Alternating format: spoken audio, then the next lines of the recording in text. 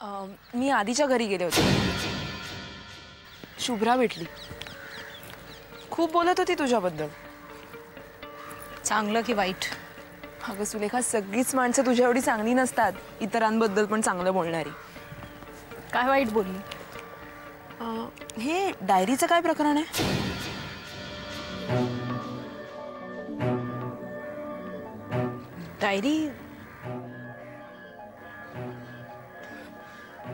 Diary बद्दल काय बोलली तुला ती? मला काही नीटचा रेफरन्स नाही लागला, पण इट सीम्स तू कुठली तरी डायरी चोरलीस. काय? मी? I know she is talking crap, but आणखी काय काय बोलली ती? सुलेखा खोटारडी आहे, तिनं माझ्या आईला फसवलं, Sulekha this and Sulekha that. At a point ना माझी सटकली. तिला म्हटलं, तुला जर एवढा प्रॉब्लेम आहे तिच्याशी तर तिच्याशीच जाऊन बोल ना. मग ती जरा शांत झाली. आपली मैत्री आहे असं सांगितलं नाहीस ना तिला? नाही. सांगूही नकोस. का? अगं मग तिच्या मनातलं ती तुझ्यासमोर काही बोलणार नाही ना, म्हणून. अगं पण is she that important? No, not at all. She is not at all important. पण एक्झॅक्टली ह्या डायरीचं काय प्रकरण आहे? ती म्हणाली की तुझे जीजू त्यांच्या घरी गेलेले अँड इट सीम्स त्यांनीच तुझं नाव घेतलं. आता तुला कळलं मी शुभ्राला का दोष देत नाही. इतर परखी आहे ग.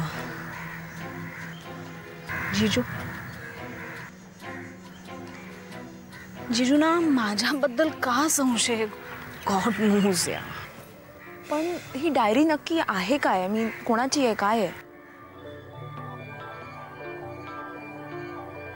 निखिलची डायरी. निखिल? जीजूंचा मुलगा. काही महिन्यांपूर्वीच रोड ॲक्सिडेंटमध्ये गेला.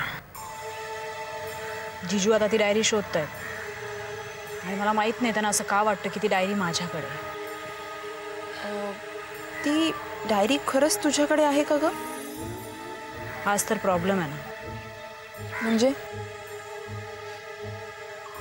अगं ती डायरी जर माझ्याकडे असती तर मी ती जीजूंसमोर नेऊन आपटली नसती आणि म्हटलं असतं, ही घ्या डायरी आणि आता माझी पाठ सोडा प्लीज.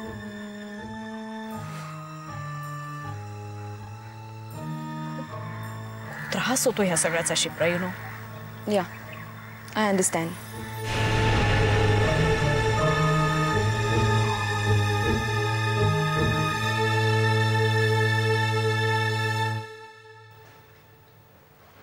बाळकाका, काय झालं हे सगळं? म्हणजे तू आमच्या घरी काय आलास? कुसुमात्याशी तुझं भांडण काय झालं? तिकडनं तू सुलेखाकडे काय गेलास? आणि हे असं मला काही टोटलच लागत नाहीये. आधी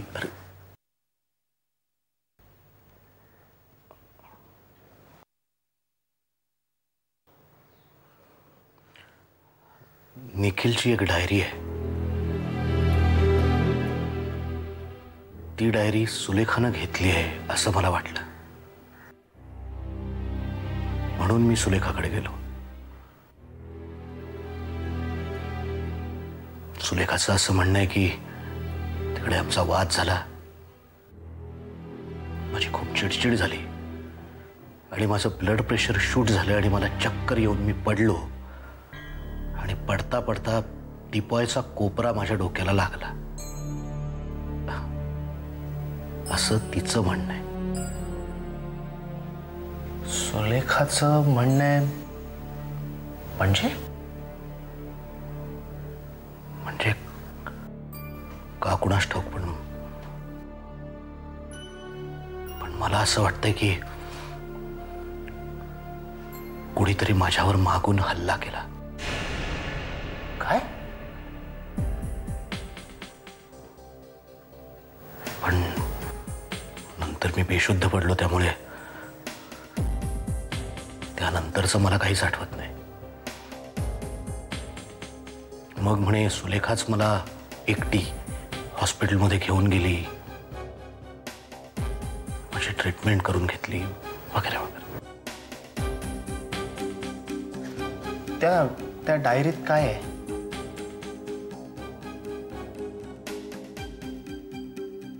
आठवणी आहेत निखिलच्या. निखिलची शेवटची आठवण आहे रे ती.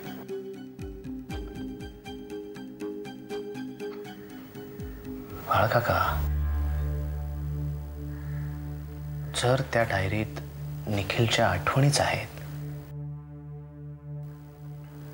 तर मग सुलेखा ती डायरी घेण्याचा प्रयत्न का करेल?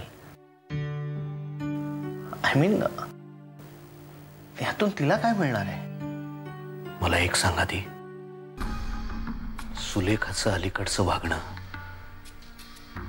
नॉर्मल वाटतं तुला?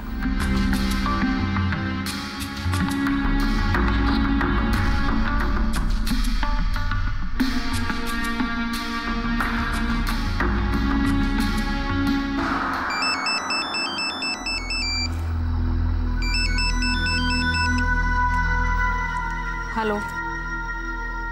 राग गेला का माझ्यावरचा? मी कुठे रागावले होते तुमच्यावर? नाही. वेल देन दॅट्स नाईस. काय नाही इन्स्पेक्टर भोसले, तुम्हाला हवी ती माहिती तुम्ही माझ्याकडनं मिळवणार आणि मी तुम्हाला काही विचारलं की वाटाण्याच्या अक्षता लावणार. याची सवय झाली आहे मला. डायरीबद्दल काही कळलं का? बाळकाकाकडे नाही आहे डायरी. म्हणजे? बाळकाका आमच्या घरून थेट सुलेखाच्या घरी गेला.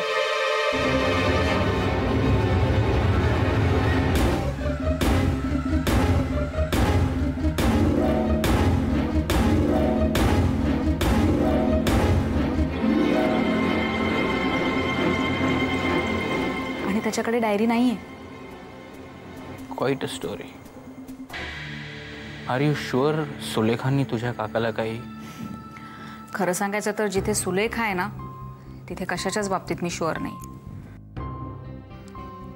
हां, पण बाळकाका असं म्हणत होता की ती त्याच्या समोर उभी होती आणि घरात दुसरं कोणीच नव्हतं. डायरीबद्दल काय म्हणणं आहे तिचं? माहीत नाही म्हणे. खोटं बोलते ती. प्रिया, ती डायरी त्याच घरात आहे. थोडक्यात काय तर आपण पुन्हा डेड एंडलाच येऊन पोचलोय. नाही प्रिया, ह्या जगात डेड एंड असं काहीच नसतं. हे जग गोल आहे आणि गोल गोल फिरून फिरून एखादी गोष्ट आपल्या हाती नक्की लागेलच. किंवा मग आपण असे गोल गोल फिरत बसणार. नाही प्रिया, आता मी चाललोय ना पुण्याला. आय एम शुअर आपल्याला नक्की काहीतरी सापडेल. एनिवे, त्या मुलीला काळजी घ्यायला सांग. काय नाव तिचं? Kshipra. Kshipra, yes. Ask her to be careful. She has to watch her step. बरं, एनिवे आणि काही कळलं तर मी फोन करीन तुला. ओके, चल बाय, टेक केअर.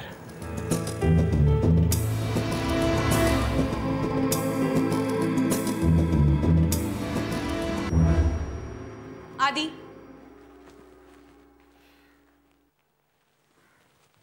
तुला जर का प्रश्न पडत असतील की सुलेखा अशी का वागतेय तर त्याचं उत्तर तू आहेस. मान्य आहे सुलेखा थोडीशी अबनॉर्मल वागते, but you are responsible for all this. तिच्या आयुष्यात एक मुलगा आहे पण ती त्याच्याशी लग्नच करू शकत नाहीये कारण ती अजून तुला विसरली नाहीये. आधी शी स्टिल लव्स यू आणि तू दिलेले घाव ती कधीच विसरू शकणार नाही. ती काय रे, मी सुद्धा विसरू शकणार नाही. इनफॅक्ट आमच्या घरात हे जे काही होतंय ना त्या सगळ्याला कारणीभूत आहेत तू.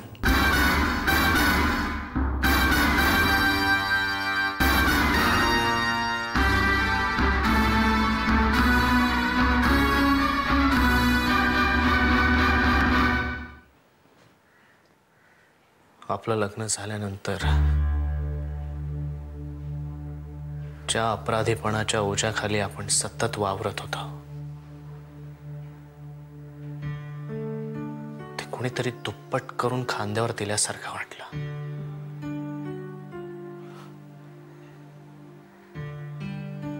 पूनम काकूने अजूनही मला माफ केलेलं नाही. ते तिच्या डोळ्यात सतत दिसत होतं मला. आदिनाथ, रागवणार नसाल तर एक सांगू.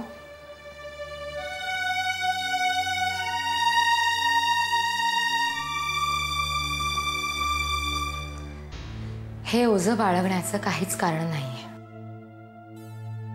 हे तू म्हणतेस शुभ्रा? हो.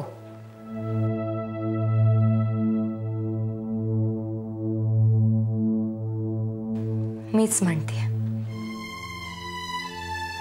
जेव्हा आपण लग्न करून वसईला आलो, तिथून हॉटेलवर गेलो, तिथे नंतर सुलेखा आली होती.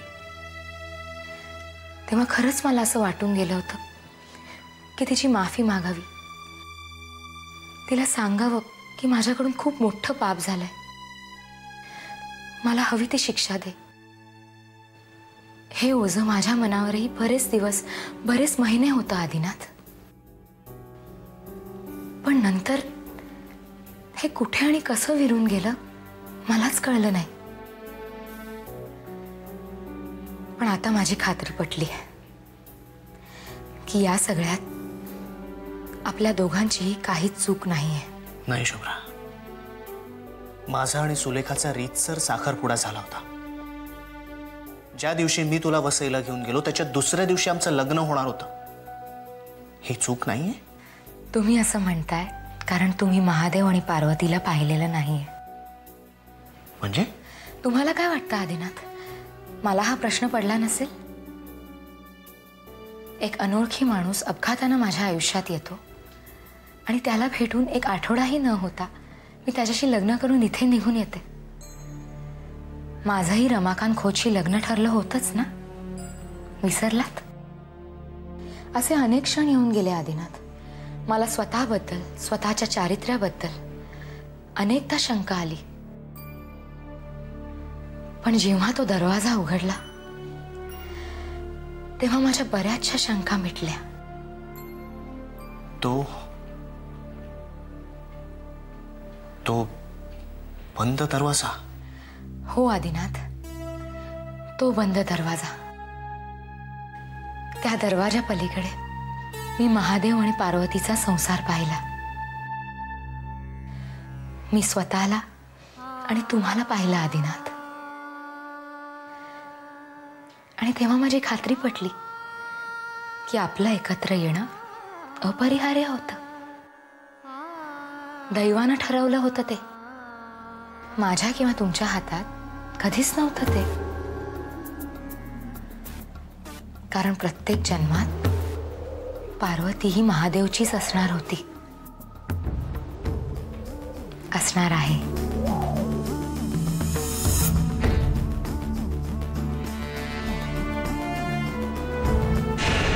पण तरीही सुलेखाचं आयुष्य उद्ध्वस्त झालंच ना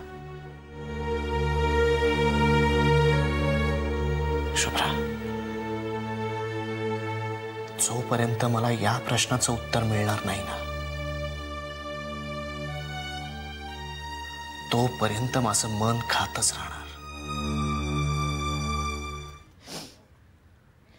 हाच दिवस दाखवायचा होता ना, तर देवाकडे माझा एकच प्रश्न आहे, यांच्या बरोबर मला सुद्धा उचलायची होतीस ना, कशाला जिवंत ठेवलं?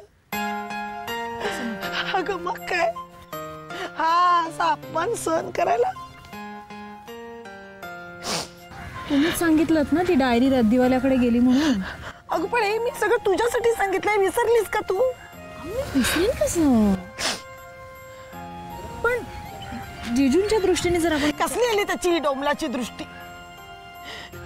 माझा मुद्दा फक्त एवढाच होता अगं की गेली ना बाबा तुझी वस्तू, आता आपल्या जवळच्या माणसाचा एवढा पाण उतरार करायचा का? ते पण दादाच्या घरात घुसून मोठ्या मोठ्यानं आरडाओरडा करून.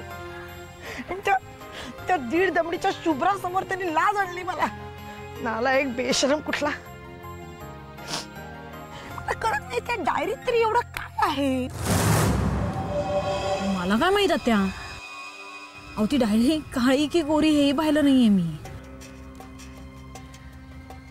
बाळ काय वेडा बिडा आहे का? मला काय वाटतं माहिती आत्या, ती डायरी ना घरीच असणार जिजूंकडे. अचानक त्यांना ती सापडली. आता ही गोष्ट जर मला कळली तर मी बोलेन ना त्यांना, म्हणून मग त्यांनी उलटाच तमाशा केला आणि सगळं तुमच्यावर ढकललं. म्हणजे मी चुकत असेल? नाही नाही अगं, नाही सुलेखा, नाही तुझंच बरोबर आहे. नाही खरंच तुझंच बरोबर आहे. चुकलंय ना ते माझं. हा बाळ, अगं आई गेली ना तेव्हा शेंबूड पुसायची सुद्धा अक्कल नव्हती याला. याला वाढवलं कोणी?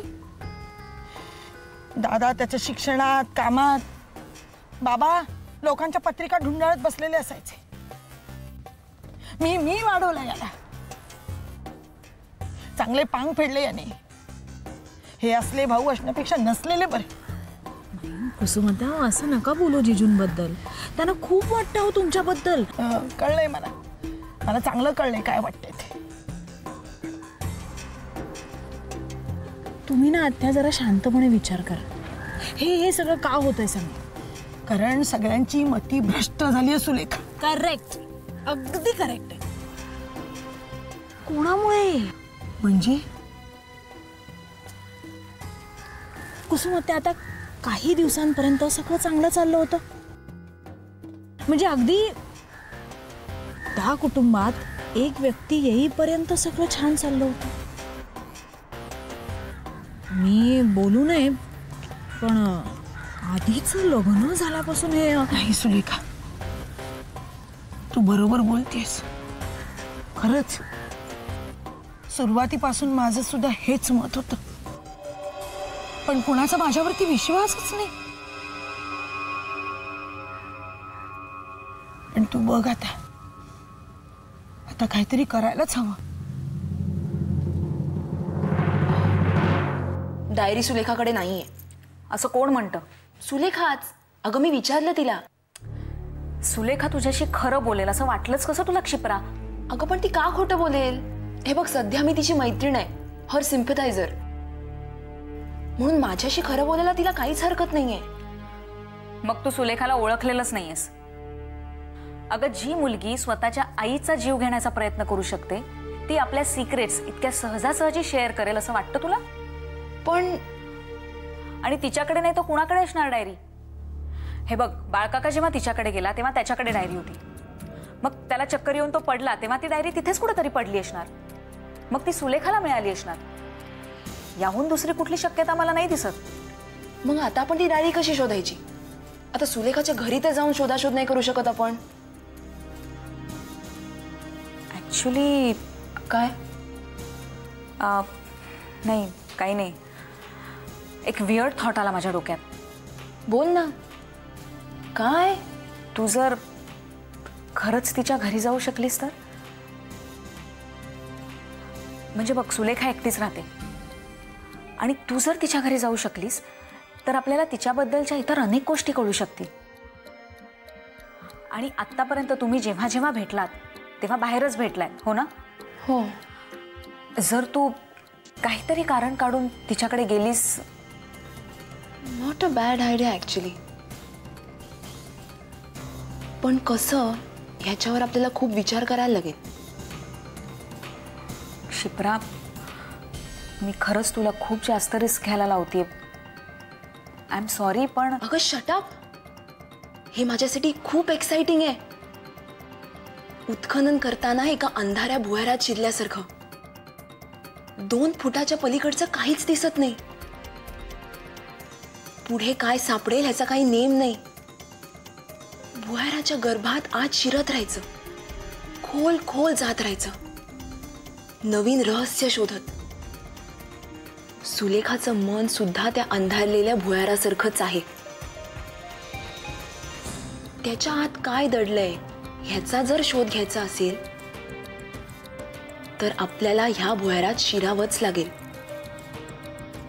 सगळी भीती बाजूला ठेवून. कळलं?